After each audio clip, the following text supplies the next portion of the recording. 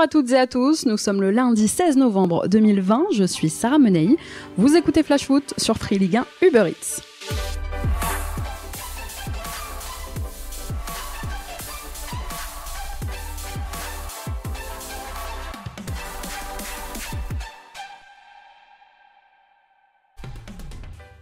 C'est désormais officiel, la rencontre de la 11e journée de Ligue 1 entre l'OM et l'OGC Nice, initialement prévue au Vélodrome samedi prochain, est reportée. 12 cas positifs au coronavirus ont été recensés à Nice, qui a fermé son centre de formation et son centre d'entraînement, et ne s'est donc pour l'instant pas entraîné de la trêve. Alors je vous rappelle que le protocole de la Ligue, validé début septembre, autorise la tenue des matchs tant que 20 joueurs sur 30, dont un gardien, sont testés négatifs.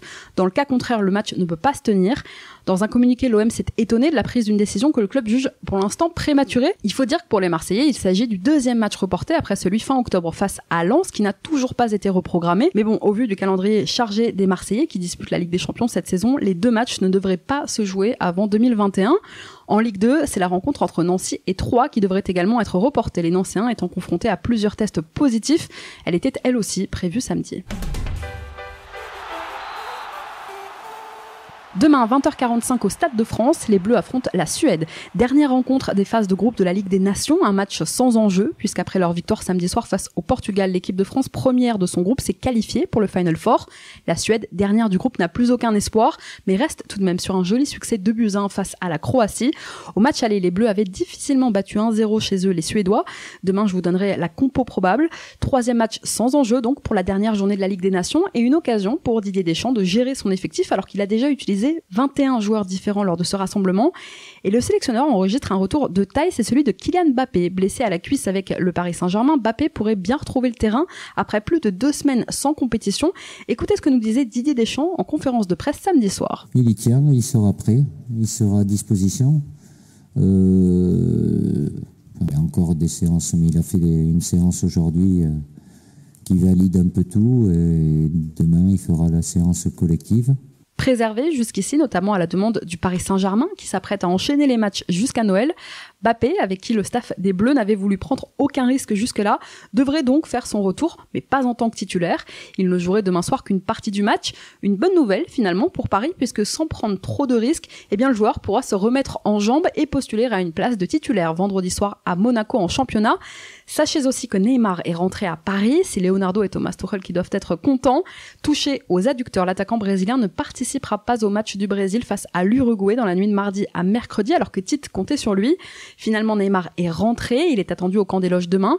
L'objectif du PSG est désormais que le Brésilien soit totalement opérationnel pour les échéances qui arrivent en Ligue des Champions, notamment avec la réception du RB Leipzig dans un peu plus d'une semaine.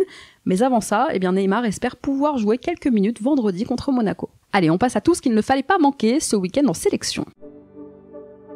Nemanja Radonjic, buteur avec la Serbie. Le Marseillais était titulaire hier. La Serbie et la Hongrie se sont quittés sur un match nul 1-1. La veille, c'est son coéquipier en club, Douye Kaletatsar, qui était titulaire avec la Croatie qui s'est inclinée, je vous le disais, 2-1 face à la Suède. Le Lyonnais Memphis Depay, buteur, lui, avec les Pays-Bas qui ont battu 3-1 la Bosnie. La Belgique de son coéquipier lyonnais Jason Denayer s'est imposée 2-0 hier face à l'Angleterre. Le Parisien Alessandro Florenzi, titulaire et capitaine, lui, hier avec l'Italie qui a battu la Pologne 2-0. Le Lillois Çelik, titulaire lui aussi avec la Turquie qui a battu la Russie 3-2. Et enfin, le Kosovo du Rémois Valon Berisha s'est incliné, lui 2-1 face à la Slovénie. Direction le continent africain et on commence par la mésaventure du Gabon de Denis Bouanga. Alors que les Panthères jouent en ce moment même un match de qualification à la CAN 2022 contre la Gambie, eh bien les joueurs et leur staff ont dû passer la nuit à l'aéroport de Banjul. Bouanga et ses coéquipiers ont été retenus de longues heures à cause d'un atterrissage tardif et de tests Covid jugés non conformes. Alors après de longues tractations et même l'intervention du ministre gabonais des Sports, Franck Nguema, eh bien la situation s'est débloquée seulement ce matin, mais les joueurs gabonais auront finalement donc dormi à même le sol dans l'aéroport. Pas vraiment les conditions idéales pour préparer un match. Le Sénégal de Youssouf Sabaly est lui devenu la première sélection qualifiée pour la prochaine CAN. Les Lions de la Teranga se sont imposés 1-0 face à la Guinée-Bissau de Mama Baldé. Tout ça grâce à un but signé Sadio Mané sur une passe D du Strasbourgeois Habib Diallo. L'ancien Messin était entré à 10 minutes du terme de la rencontre, tout comme son ancien coéquipier Opa Nguet. Ce dernier a d'ailleurs remplacé un autre ancien de la maison grenate, Ismail Assar, le Sénégal fournisseur officiel de talents alsaciens. Toujours sur le continent africain, ce sont les Comores qui se sont rapprochés d'une première participation historique en phase finale de la CAN en battant les Kenyans hier 2-1, avec un visage connu de la Ligue 1, celui d'Ali Amada dans les cages, l'ancien portier toulousain. Les Comoriens sont aujourd'hui premiers du groupe G, il leur reste 2 matchs à disputer en phase de groupe et ne leur manque qu'un petit point pour assurer leur qualification. Rendez-vous au mois de mars. Après le Sénégal, c'est l'Algérie qui est devenue la 2e nation à se qualifier pour la prochaine CAN. Les Algériens, champions d'Afrique en titre, iront bien défendre leur couronne au Cameroun en janvier 2022. Les Fennecs avaient rendez-vous cet après-midi avec le Zimbabwe, opposition intéressante entre le premier et le second du groupe H. Score final 2-2 et le point du nul glané aujourd'hui par les Algériens leur permet de poursuivre une série de 22 matchs sans défaite. Alors pour cette rencontre, le sélectionneur algérien Djamel Belmadi misait sur un 4-2-3-1 avec un Andy Delors en pointe. Andy Delors qui a inscrit son premier but en sélection, 8 matchs qu'il attendait ça, premier but donc du Montpellierin depuis ses débuts avec l'Algérie en juin 2019. À noter aussi un superbe but signé Riyad Mahrez, incroyable. Côté algérien, au coup d'envoi, le Lyonnais Djamel Benlamri était titulaire derrière. En face, en pointe, on retrouvait son coéquipier en club, Tino Kadewere. C'est le moment, allez les verts, allez Gibou, la coupe à la maison, allez les verts, allez... Enfin, en zone Am Sud, je vous en parlais tout à l'heure, dans la nuit de mardi à mercredi, le Brésil va défier l'Uruguay dans le cadre des éliminatoires pour la Coupe du Monde 2022. Pour les couches tard, ou les lèvres très tôt, ce sera l'occasion notamment d'assister aux retrouvailles entre Marquinhos et Edinson Cavani. C'est mon cœur qui parle. Et vous avez un chef d'espoir qui dit notre retenue.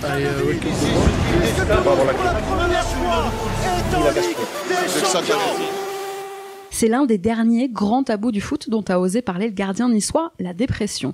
Un phénomène qui n'est pas rare mais dont on parle peu.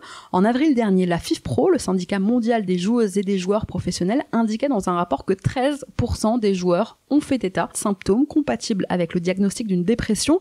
Alors on parle souvent de la petite mort du footballeur, de la fin de carrière, tout qui s'arrête du jour au lendemain et de la période de déprime qui s'ensuit, mais il est beaucoup plus rare d'entendre des témoignages en pleine carrière.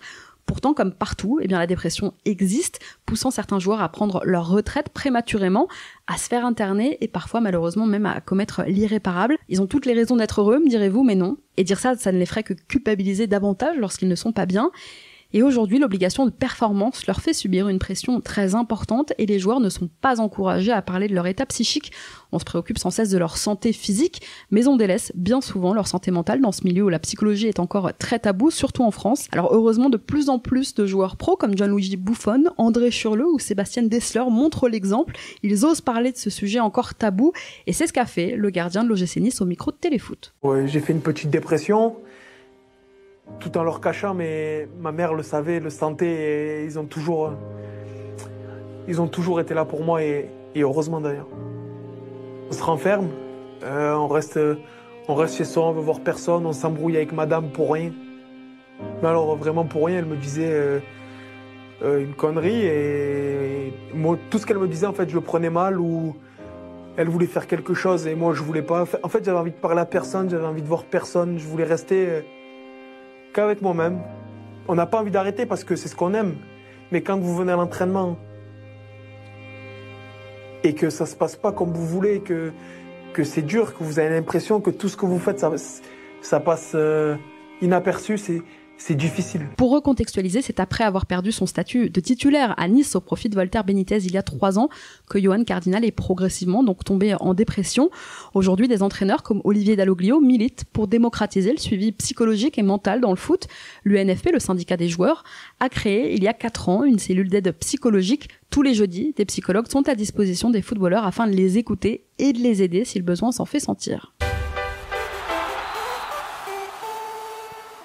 Flash Foot, c'est terminé pour aujourd'hui. Demain, nous ferons le tour de toute l'actu des 20 clubs de Ligue 1 avec quelques infos mercato, vous verrez.